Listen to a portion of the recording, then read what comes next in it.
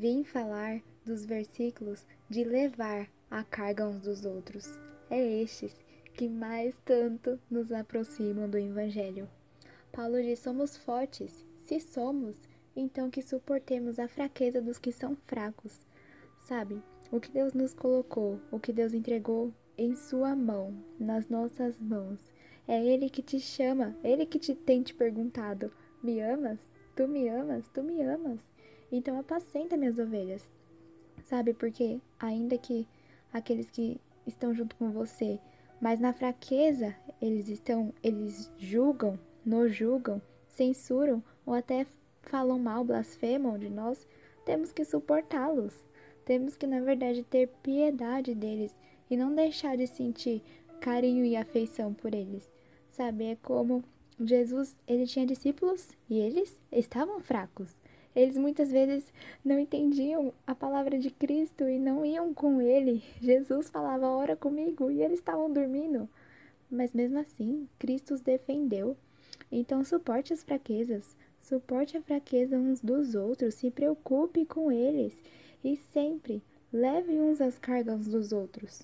E agora eu pergunto, por que não devemos agradar, como diz, a nós mesmos? Porque se nós satisfazermos cada pequeno apetite e desejo do nosso coração, muitas vezes isso vai fazer adoecer a alma do nosso irmão, porque Jesus fala o que é que tem, o que é que há no coração do homem, porque a palavra diz que o coração do homem é mau.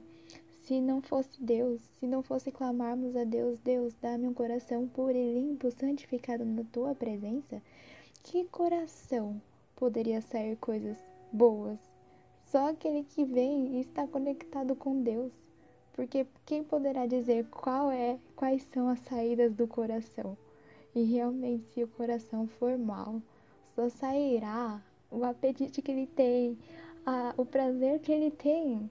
Muitas vezes vai machucar o irmão que está do lado.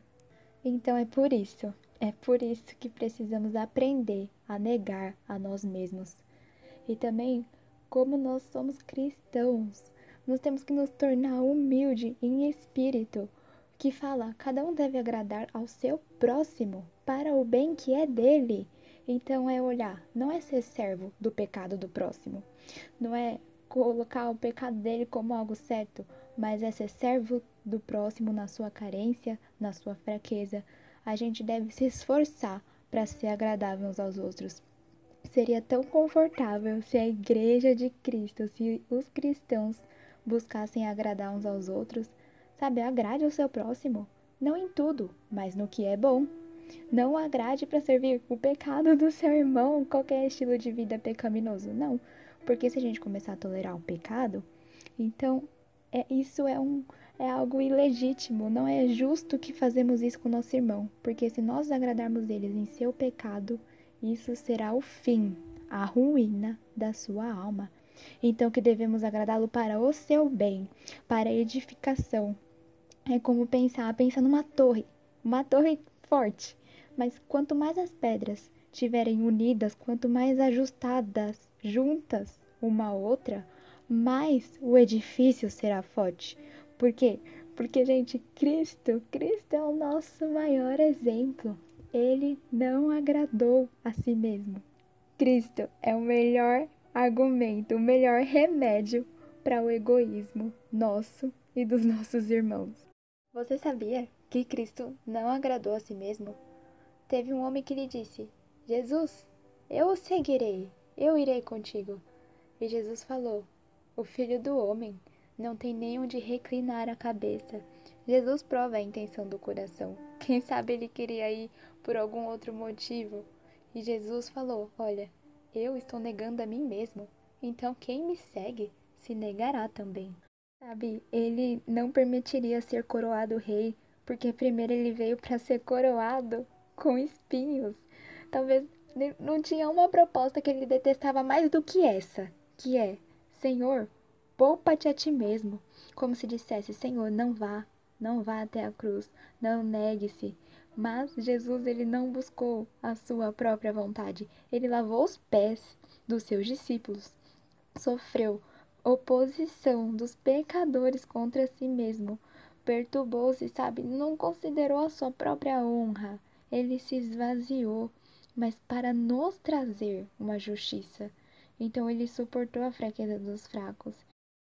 Como está escrito: os insultos daqueles que te insultam caíram sobre mim.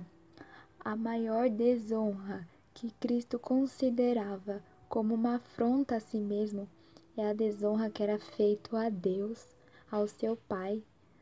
Sabe, é um sofrimento para Jesus quando o próprio Pai era ofendido, porque Deus é ofendido pela dureza do coração dos homens. Ele olhou, ele olhou um lugar, sabe?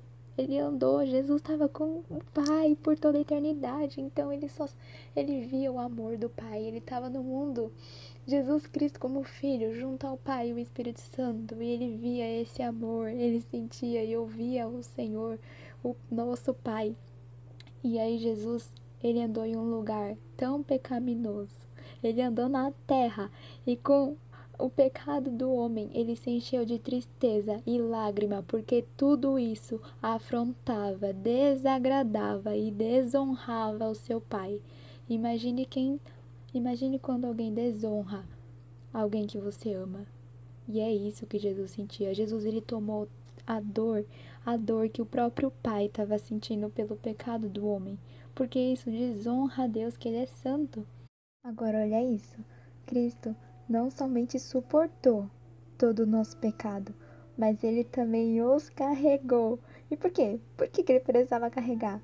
Imagina nós diante de Deus, descobertos, com a nossa maldade diante dele. Só que Cristo foi aquele que é santo, puro, sabe? A pureza dele não tinha nenhuma mancha, era infinita. E ele que se sentia afrontado, e ele realmente era afrontado quando desagradavam a Deus Pai. Só que foi ele que, considerando toda a sua pureza, ele que disse: esteja sobre mim esta maldição. Que maldição? Os nossos pecados. Cristo, na sua pureza, carregou os nossos pecados. Não tem nenhum maior exemplo de autodesagrado do mundo. Por isso que ele desagradou a si mesmo, porque Cristo se agradava na santidade de Deus. Então imagine o que é um Cristo, o que é o Cristo, que diante de Deus e amando ao Pai e zelando pelo seu nome, pela sua pureza, agora ele vai carregar o pecado do homem. Sabe, ele suportou não só a fraqueza dos fracos, mas ele também teve que suportar o pecado dos arrogantes de verdade, daqueles que queriam somente a maldade, como se ele fosse até o madeiro ser pendurado por aqueles que eram estranhos, inimigos, traidores. E nós reclamamos de não suportarmos a fraqueza dos fracos, que já são salvos, que custou um preço tão grande na cruz. E nós também, Jesus, ele não precisava de nós, porque Jesus já tinha toda a felicidade dentro de si, tanto a semelhança e a glória de Deus ele já tinha, e até quando ele se esvaziou e começou a andar aqui na terra como homem, e não teve por usurpação, ou seja,